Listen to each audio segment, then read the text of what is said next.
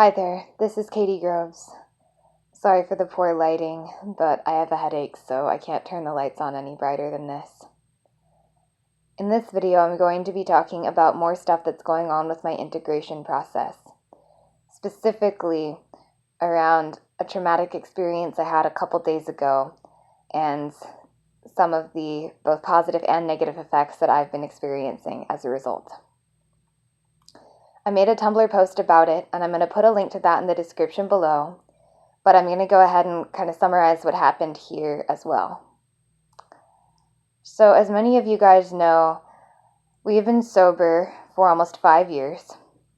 About 5 months ago, we started smoking weed again, which has proven to be extremely helpful, and we consider that to be medicinal and actually part of our recovery, not in violation of it. And we noticed that the mild psychedelic effect that the weed had on our thinking in the beginning was very helpful for us in deprogramming. And so it got us thinking about the possibility of taking a more strong psychedelic substance that might bring us even more deeply in touch with that deprogramming and integration that the weed was. When we were a teenager, we had some experiences with psychedelics, specifically LSD and psilocybin, that were extremely positive and helpful for us in our integration process. And so smoking weed again got us thinking about the idea of doing something like that again, but we wanted to be extremely careful about it because we developed HPPD when we were a teenager that has never quite left us. And it was mostly from taking psychedelic research chemicals, not from taking more commonly known drugs like LSD and psilocybin. But it still made us nervous to take anything psychedelic at all. Even just smoking weed made us nervous in that way. But we decided to be open to the possibility that it could be good for us to take a quote-unquote good psychedelic at some point in the future. And right after we had our big core integration happen with Katie and Damien, an opportunity arose for us to take a psychedelic substance that we thought could really help us kind of strengthen and further solidify that process. And it was one of those things where it couldn't have looked more like it was going to be a good thing. I'm not saying that everything about it was perfect, but it just looked like about as perfect as it was going to get. And we decided that we would go ahead and take a risk and try taking a very small amount of this substance to try and further our integration process. Unfortunately, the substance that we got turned out to be one of those research chemicals that messed us up so badly when we were younger. And needless to say, it was a very painful experience. We realized pretty quickly what had happened, but it was too late, and we had no choice but to just try to sit it out and get through the process with as much mindfulness as possible. We did choose to intentionally dissociate so that we could get through certain aspects of it, but we tried to stay grounded and we tried to get as much as we could out of it that was positive. And it's the positive stuff that came from it that I mostly want to talk about in this video. The first big thing that came out of it was that it brought me deeply in touch with chronic pain that I have in my knees. I believe that I injured my knees twice in a short time when I was about 18 or 19, and that my knees had already been damaged before, but that this made things a lot worse. And it appears that I largely dissociated from this, and I felt so afraid of being gaslit by doctors, as doctors have routinely abused me in my life, with me being an MK victim, and I think just Well, there's a bunch of reasons why I think doctors have not been so nice to me, but especially with me being an MK victim, it's been challenging. And I have specifically dealt with gaslighting from doctors when I tried to ask them for help with problems that they generally consider to be old person's problems. I have literally been told by doctors that I'm basically too young to have health issues. And so the idea of going to doctors for knee problems, it was just too frightening for me in the face of all of that emotional trauma. So I just basically blocked it out. But this substance, one of its side effects was that it heightened my aches and pains while I was on it. And it made me realize that while it was making my knees hurt more than usual, my knees hurt a lot in general. And now that I'm getting more in touch with that, I'm finding that it is extremely painful for me to walk. I cannot walk without dissociating unless I walk very slowly, and even then it is very difficult and I have to take lots of breaks. So what I'm planning to do is continue to integrate around it. I'm planning to continue to practice mindfulness about it and try to work with my limitations. And I'm going to be doing as much inner work as possible to figure out as much about my knees from within as possible, while also doing online research to figure out what exactly may be going on with them and what exactly I might need to do about it. And then when I feel armed with self-knowledge and medical knowledge in general, I plan to go to medical professionals about it with the support of my partner and try to find a doctor who won't gaslight me and who may, at the very least, assist me in getting some kind of support tool, like,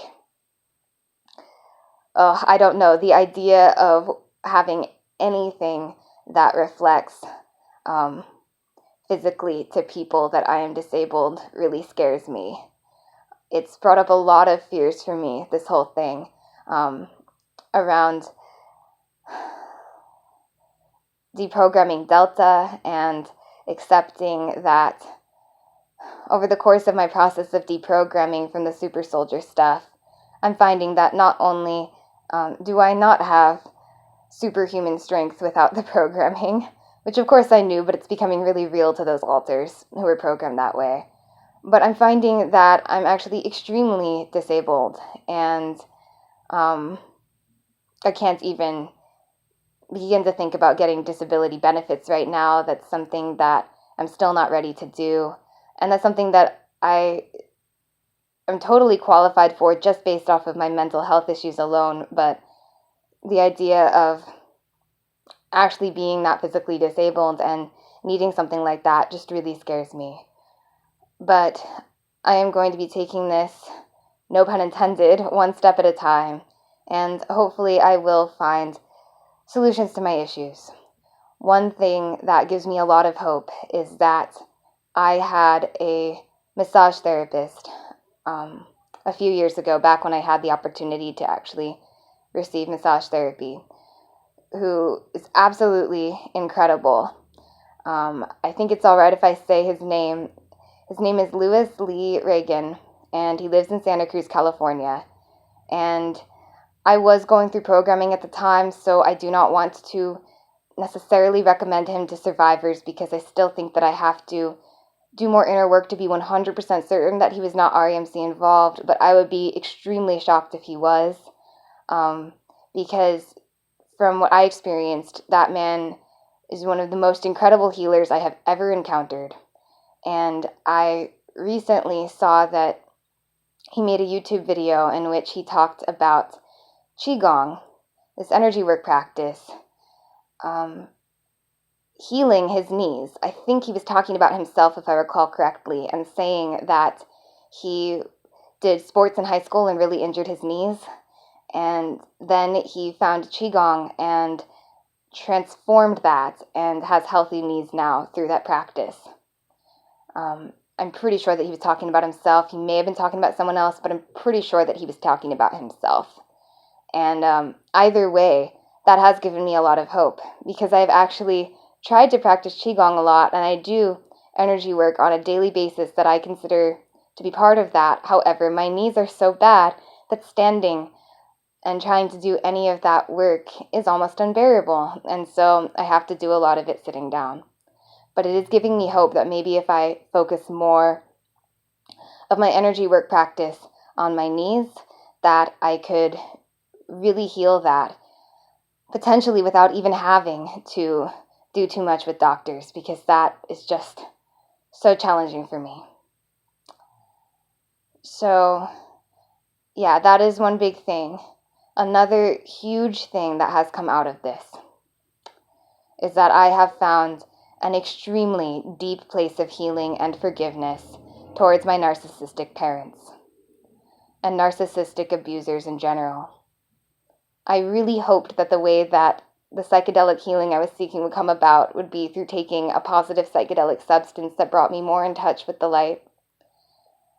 But the healing that I got around this actually came from getting in touch with the dark. The substance that I took is unfortunately a lot more like crystal meth than it is like acid or psilocybin. It does a very similar thing that meth does, in that it doesn't make people hallucinate so much, not at least in low doses. Rather, it deeply distorts. I should really speak for myself here. The effect it has on me is that it deeply distorts my perceptions of the world around me and makes me feel like I've entered this sort of hell world, this sort of sub-reality, like a lower vibrational alternative reality. And so when I was looking at my partner during this experience, he was with me the whole time, and that really helped. But when I was with my partner during this experience, I wasn't hallucinating on his face as much as I was seeing him as if he was someone else. The light was obscured, and instead of looking like the vibrant and beautiful soul that I normally see when I look at him, I was looking at this sort of bug-like, alien, hostile being. And I want to be clear that he was wonderful towards me the whole time, but this is what the distorted image was that I was seeing. And I was able to introspect on it because I wasn't totally blocked out from the light. And I was able to see that I was seeing this distorted image, and I had this realization that this must be what narcissists see when they look at others. I was acutely aware that what I was seeing was a reflection of the drug that I took, which I do believe is evil. And I feel like it's very similar, at least, to what narcissists see when they look at others and see a reflection of their narcissism instead of seeing the other people. And I'd already had similar thoughts retrospectively regarding meth and my experiences with it, but I'd never felt it so acutely. During the times that I was taking this particular substance when I was a teenager, I was so gone on other substances that I wasn't able to really get this type of insight from it at the time. And when I was on meth, I was too gone on it to really get that insight either. But looking back retrospectively, I have been able to kind of compare my experiences with meth to what I imagined my narcissistic parents must have been experiencing with their narcissism. And yet it just still wasn't enough. I really had to experience it from a place of more clear-headedness, from a place of more sobriety. Even though, of course, when I took this substance, I was not sober in that moment. I have been as sober as possible, minus the weed, for almost 5 years. And so it was really profound to suddenly feel my reality shift so deeply, to go from such a light, such a beautiful place of healing, to such a dark and hideously distorted experience. And it really brought it into perspective just how distorted narcissists' perspectives are.